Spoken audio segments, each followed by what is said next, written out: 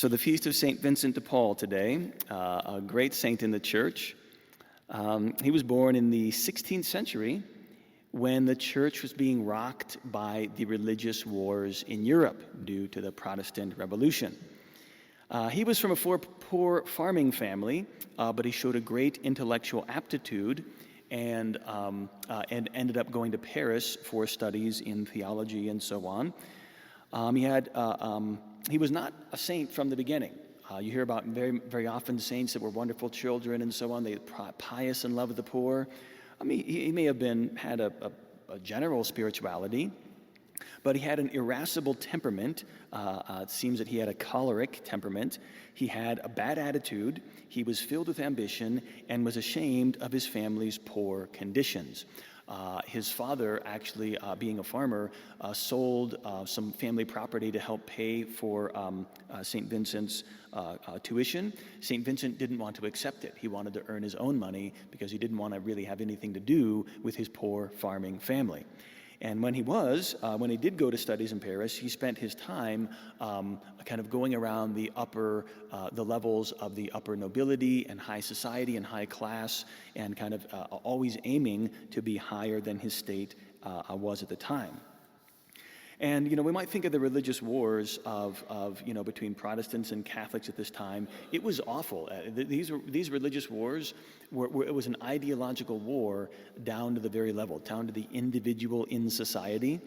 Evidence of that is at the university where St. Vincent de Paul attended. There were factions among students, fights and armed conflicts, students against faculty, faculty against students, faculty against faculty, students against students, and it was the religious wars. It was this Protestant Catholic tension that was happening. Sounds similar to today. There was even at his school an official was murdered in one of these fights. So a lot of upheaval going on. Like I said, he was spending his time networking, and probably that is what. And this is part of the. Before the reforms of the Council of Trent in the late 1500s was very necessary. It was long overdue in the church. The clericals, the ecclesiastical hierarchy needed reform. There was abuses, there was ignorance, there was negligence, there was corruption, all kinds of things. So there needed to be reform. One of the examples of that is at Trent. And one of the reforms was that men had to be at least, I think it was 26 years old prior to their ordination as a priest. St. Vincent de Paul was ordained a priest at 19 years old. 19 years old, he's a priest. And he gets sent and assigned to a parish. And the people there complained. I mean, who wouldn't complain about having an older altar boy as your parish priest, right? Nobody really wants that. And it wasn't for the right reasons, really, at this point. He's still very ambitious. He kind of accelerated his education, and maybe he was reasonably pious, but there's a reason why priest, it's 26 years old. There's a certain level of maturity that you need to have. So he didn't really contest that too much. He was given this assignment. He backed out of it, and then spent time in greater studies, thinking that it would be better for his career, better his chances to become a bishop if he spent more time studying. So that's kind of the young St. Vincent de Paul there, who was not so saintly in his beginning life.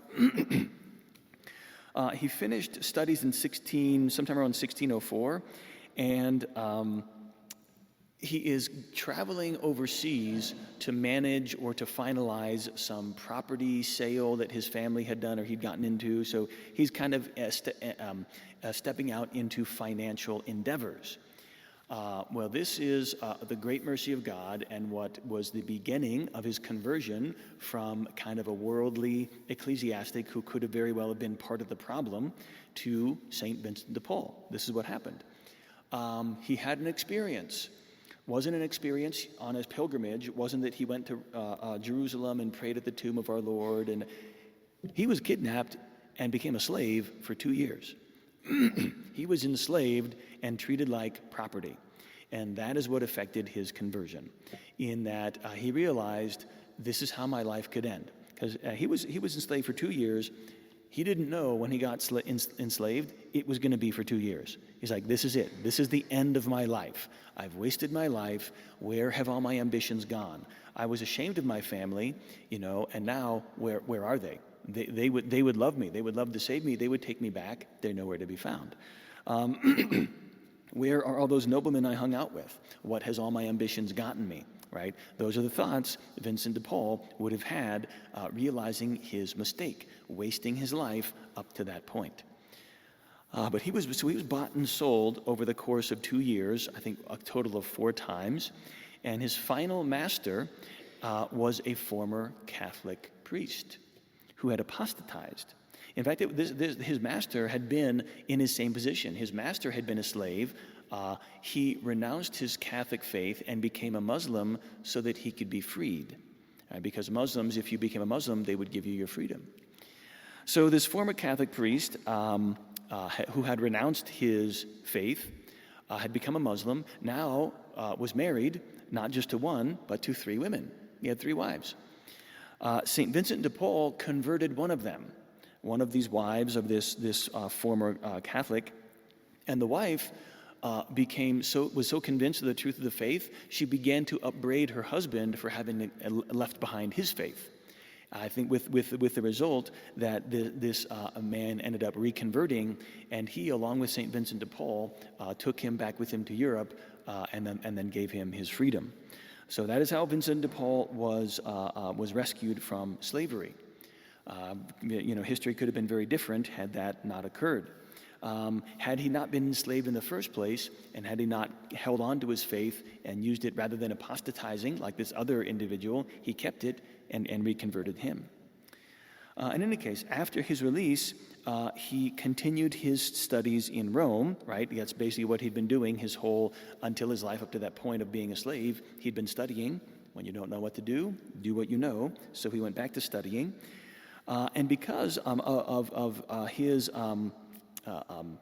knowledge of, he'd been in Paris, remember? He'd been in Paris. He'd been frequenting the circles of high society. So he was sent on a diplomatic mission back to Paris to try to King Henry IV. King Henry IV was a controversial figure because he had been raised a Protestant, but then converted to Catholicism, and there was huge tensions in France, as there was everywhere else, between Protestants and Catholics. And so there was a lot of distrust of this Catholic king of France who'd been raised a Protestant. Was he really Catholic, or what was going on there? So Rome sends Vincent de Paul as a kind of a diplomat or a legate to go liaison with the court of Henry IV. And he does a very good job of this. He was very well suited, and he knew a lot of people, and it was a good mission. But while there, eventually, after 12 years of being a priest, he finally decides it's time he starts acting like one. He hadn't exercised his priestly ministry. He'd never been in the parish. He hadn't really heard confessions, hadn't been saying Mass. He really hadn't been acting as a priest. So now I think he began to, and this is conjecture, it began to slowly, like I said, his enslavement, there's fast conversions and there's slow conversions, where something affects people over the course of time, and they think about it, and then eventually they make that decision. So he finally began to exercise his priestly ministry and was sent to a small country parish in the year 1612. And he served there for less than a year, but that was kind of the complete change that had begun by his enslavement. He saw the abject poverty in the countryside. Everybody suffered because of the religious wars, but the people who suffered the most were, of course, the poorest. And he saw people in the French countryside dying of malnutrition, lacking the very necessities of life. This is his job as a parish priest. These are your people, minister to them, so he did. He saw their poverty, and then what did he do after that? The very next weekend, he's in high society in Rome, at these parties with all this affluence and wealth, and he sees these rich, affluent families throwing things away that would have saved the lives of these poor peasants in the countryside. And what do we think is coming? The St. Vincent de Paul Society, where he was torn by this. He was very much affected by this because he saw in himself those poor, abject people. I was a slave. I was in their position once too. And that's always what enables compassion. Compassion is when we look upon somebody else and we see ourselves in their sufferings. That's what compassion is. So he does something about it. And it wasn't as if these people in high society, swimming in wealth and affluence, it wasn't that they were bad. They just didn't know about the people in the countryside. Or if they did, what vehicle, what mechanism was there to connect the two together? That didn't exist. St. Vincent de Paul created it. He created a sodality, a group of women, and they would go around petitioning their affluent neighbors for things they didn't need: food, clothing, furniture, whatever it may be. And then Vincent de Paul would see that all those items were delivered to the poor people in the countryside. And that is what began the beginnings of the St. Vincent de Paul Society, which we all know about. There's one in almost every single city, and it started here. This is where it began. So with the support, it was very successful because he'd been, and this is how, I always say this, I don't always, but I frequently say this: God always uses something in somebody's early life for what he wants them to do later on in life. And he spent that time, remember, he spent that time in Paris when he was a young man, filled with ambition, hobnobbing with all those rich people and ingratiating himself. Now it paid off. They knew who he was. They'd known him for 12 or 15 or 20 years. So when he came to them asking for their help, they were able and willing to give it. And so he had that whole network that he'd acquired, not for a good reason, but God used it for a good reason. And he founded, as I said, that little sodality. He called them the Ladies of Charity. I always say that nothing the modern world creates hasn't already been done by the Catholic Church, and St. Vincent de Paul created the first Craigslist. So take that, modern world. There you go. So over the next 15 years, this effort, he would expand it to include not just collecting funds for the poor people, but collecting funds for missionary projects, funding hospitals, gathering relief for the victims of war, and, as I mentioned, St. Vincent de Paul's own stint of slavery. He raised enough money to ransom 1,200 galley slaves from North Africa. And so this organization of women would eventually result in, with the help of St. Louis de Marillac, founding the Daughters of Charity of St. Vincent de Paul. Additionally, St. Vincent would begin preaching retreats and missions to educate priests. He himself was suffering from a bad priestly education, and so not only did he raise money for the poor people in the countryside, he raised, we could say, the educational level of poor priests. Not financially poor, but intellectually poor. They had a poor formation, and he organized efforts to preach retreats and missions and to bring education to priests, who were the ones that in turn would teach the people.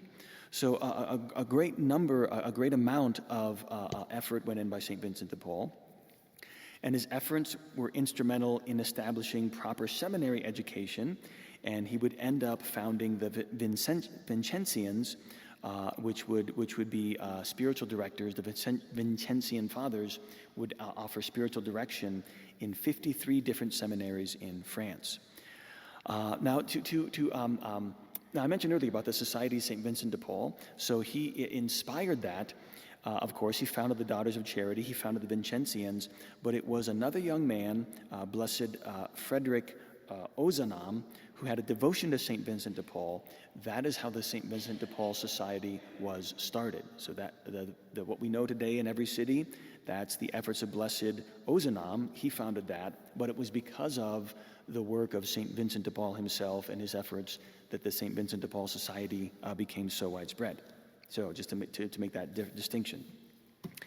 In any case, Vincent would spend the rest of his life giving his life to God, giving his life to the poor and to those who were in need of it, and he eventually died at 79 years of age in the year 1660. Currently today, the Vincentians have 4,000 members worldwide, and the Daughters of Charity have 18,000 members. His remains are kept in Paris, France, and his heart to this day remains incorrupt.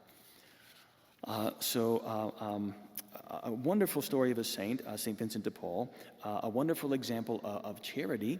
but also a wonderful example of turning evil into good. I mentioned it earlier. What enabled us to get to this point? What enabled Vincent de Paul to become a saint? It was those 2 years he was a slave. It was the worst time in his life, the lowest point in his life when he'd lost everything, and he gave it to God, and it became the best part of his life. What if instead of 2 years as a slave, he'd been picked up by the French royalty and became advisor to the king or something like that? Would we have had St. Vincent de Paul if he'd gotten his ambitions? What if he'd succeeded and become a bishop like he wanted?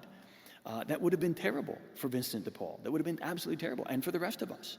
So it was the tragedy in his life. It was the worst part of his life that enabled the best part of his life to happen. And I want to tell everybody here, that is always the way it is. The worst parts in your life, the most painful, the darkest, where is God?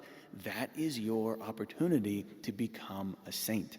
You take that worst part, you turn it around, you give it to God, you don't give up, you don't fall into self-pity, you persevere, you say your prayers, you keep the faith, and what happens?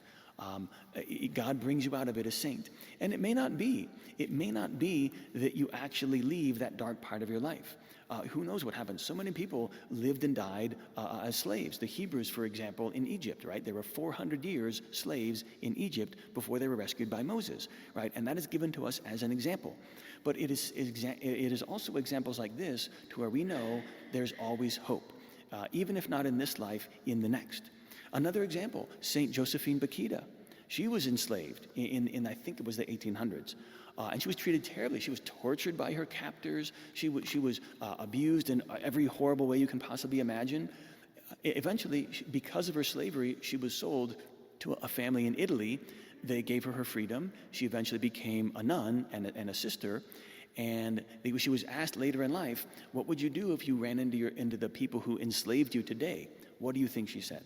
I would kiss their hands for having enslaved me, because if that hadn't happened, I wouldn't have known Jesus. I wouldn't have been a nun. I wouldn't have been the bride of Christ. That is how we deal with suffering. That is how we deal with hardship. That is how we deal with any evil whatsoever that can befall us. We turn it around, we give it back to God, and then in turn, God gives us the grace to make us a saint. Right? The choice is always ours. The choice is always ours. What are you going to do with suffering? What are you going to do with it? You're going to stay bitter about it? You're going to brood about it? You're going to carry that suffering with you the whole rest of your life, letting it traumatize you? Or you're going to give it to God and let it make you a saint? Right? That is always our choice. So don't, and that doesn't mean it's not going to be painful. It doesn't mean God's going to take away the pain. But what does he want you to do? He wants you to give it back to him. Right? Don't be bitter about it. Forgive people, even if there's still pain. Forgiveness is not about not feeling pain, not feeling anger. It's about not hanging on to bitterness. So that let us take that example, especially from St. Vincent de Paul. That acceptance of suffering turned him into a saint, gave him this great charity for the poor, and all of us can have that. We're not going to have spectacular lives like he did, with a legacy lasting, hundreds of years. But that doesn't matter. We don't know the legacy we're going to leave. Let that be up to God. Our goal is simply accept the suffering that comes, love God as best we can, be faithful to our vocation, and God can work all kinds of miracles. So may God bless you all. In the name of the Father, and the Son, and the Holy Ghost. Amen.